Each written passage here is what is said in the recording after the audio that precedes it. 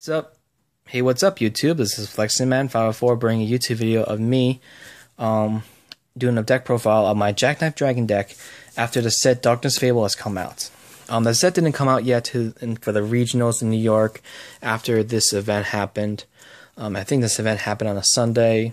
I did not attend to it yet because obviously for some reason my schedule and my boss would not let me take 2 days of vacation off. You know, I requested both of them at the same time.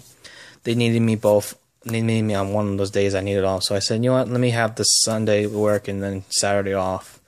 So I was a little mad I could not participate in the event. But from what I heard, at least 200 people were at the event, which was much better than 30 players. Much better than 50 players, actually, at the last event we went to in New York. Obviously, we had enough space for the players.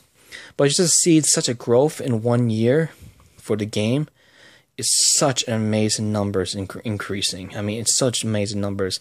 But the only downside is not a lot of players are from Connecticut, so I don't have anybody to play with here in Connecticut for the game. So it's kind of sad that I'm just kind of collecting the cards now and just hoping that I can go to the event someday.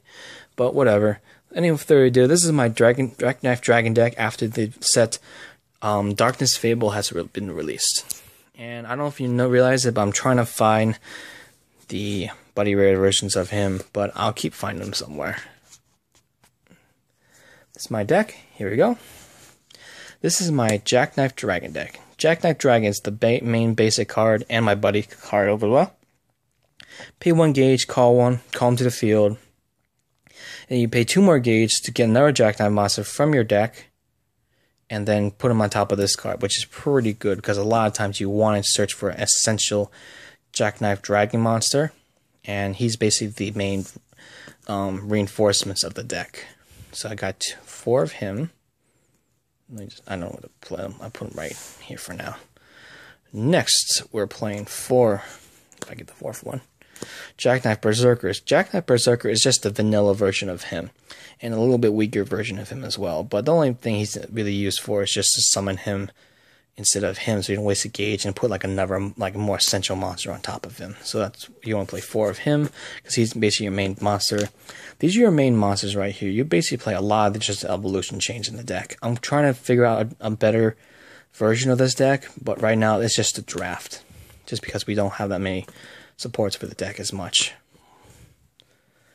and I don't have my playtesting mates, so basically it's little just kind of guess and shoot and stuff like that. I'm also playing the new great card in the set that came out, Jackknife Colt Ritter.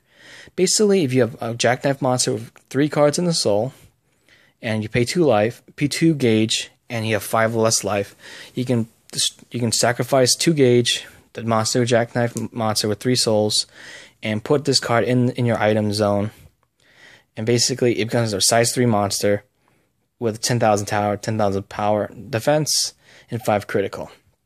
And every time your opponent tries a link attack and to destroy this card, it does not get destroyed. It just stays in the field, and instead of take damage, like from the combined damage of the 2 link attacks, you only take 2 damage when this card's on the field.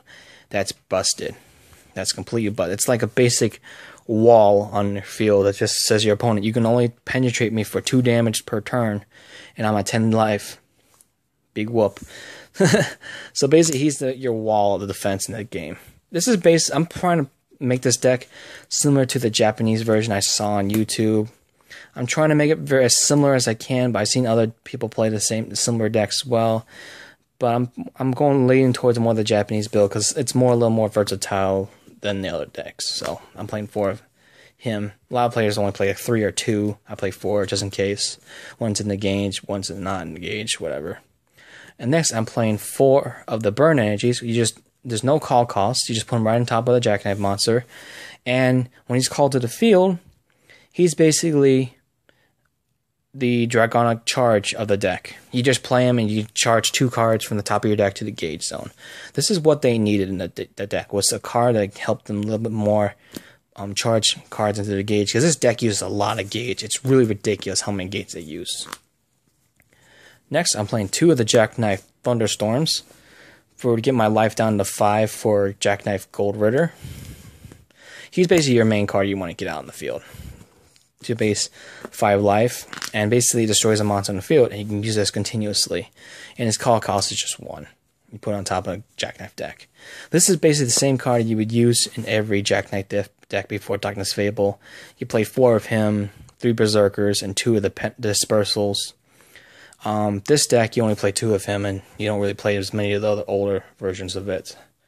So he's basically the main destruction card of the deck.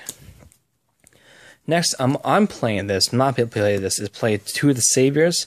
Only if I really need to. I play him just to put a card, just so I can actually move him to the center, so I can protect myself from getting destroyed.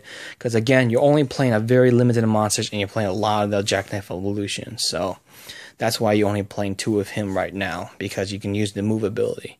There is a dragon card you use called Bladewing Dragon. It's a size 1 monster, does the same exact thing. But you're not playing as many monsters, like I said, because you're playing a lot of the Jackknife Evolutions. And yes, this is just a draft version of the deck, so I'm just trying to test it out very quickly with some friends online. So right now it's going well, but it's kind of iffy, so I'm still working on it. Next, for the last of the Jackknife Evolutions, is 2 Jackknife Bystands. Bystand is basically the main card of the main card to get back your shields. The only card I really don't like about him is his call cost is 2 instead of 1 like the others. And it's really not that good. It's just you get the dragon shields back, but that's really it. I might come down to 1, or maybe take them out, because I really don't need that many. Need them in there, really, in my opinion. I really don't really use them. And then I play, oh, this is my last one, sorry. Dragnet Dispersal. Just the first turn, penetrate right away.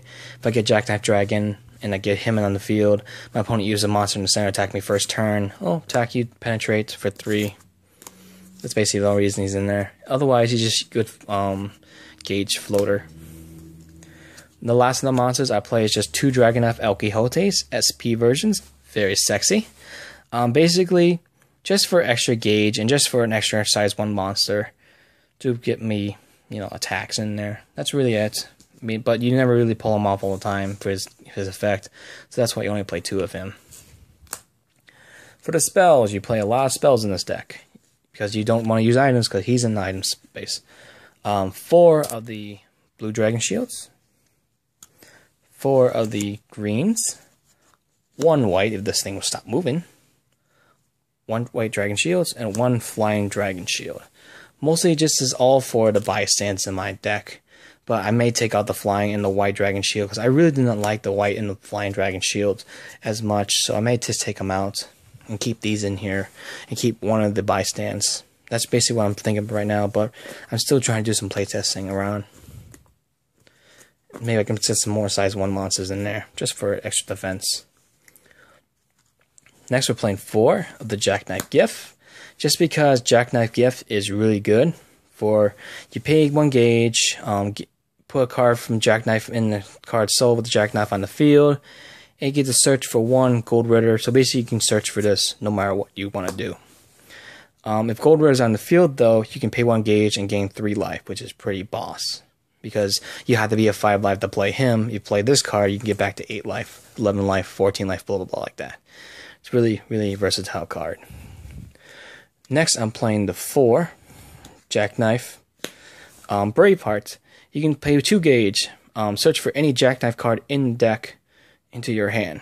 So it can be any of my Jackknife monsters, or Jackknife Gift. That's why I left it there, because Jackknife Gift is considered a Jackknife card. So it's pretty boss. This is basically your extra 4 monsters you need. 4 of the Drago energies, because if you're, this is still considered a monster in the field. If your opponent tries to attack him, and you use this, your opponent still gets counterattacked with this guy. So it's pretty boss. It's also good for protecting your other Jackknife monsters. I'm playing 3 Drago Geniuses because I do not like Dragonic Grimoire. Let me go get it very quickly. I do not like this card in this deck, just in my opinion, right as of right now, because I don't need to always discard my cards just to draw cards. I need more draw power. And so this is the only good card right now that has a reasonable pay gauge for its cost. I mean, you do get a -1 because you're playing 1 card and you're paying cost of 2, and you're just drawing 2 cards, so you're leaving out with 1 card. but it's better than Dragon Grimoire in my opinion. Just my opinion, but I'm still doing playtests. Like I said, I may put this back at 1 or 2 back in the deck once I figure it out, but right now just 2 is good.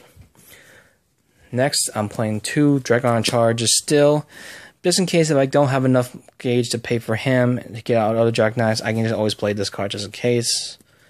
And of course, I'm playing 3 Victory Slash just right now because I'm planning to play the version of the Japanese version. So they try to attack with him in the center, and then use this right away, and then you use rock paper scissors to determine if whether or not that you get an extra 5 damage to your opponent. That's basically what this card does. If your item attacks and deals damage to your opponent, play this card right away. Play rock paper scissors. If you win the rock paper scissors, you do an extra 5 damage to your opponent. That's basically what the critical is right there. So it's pretty good just to get the OTKs out of the way.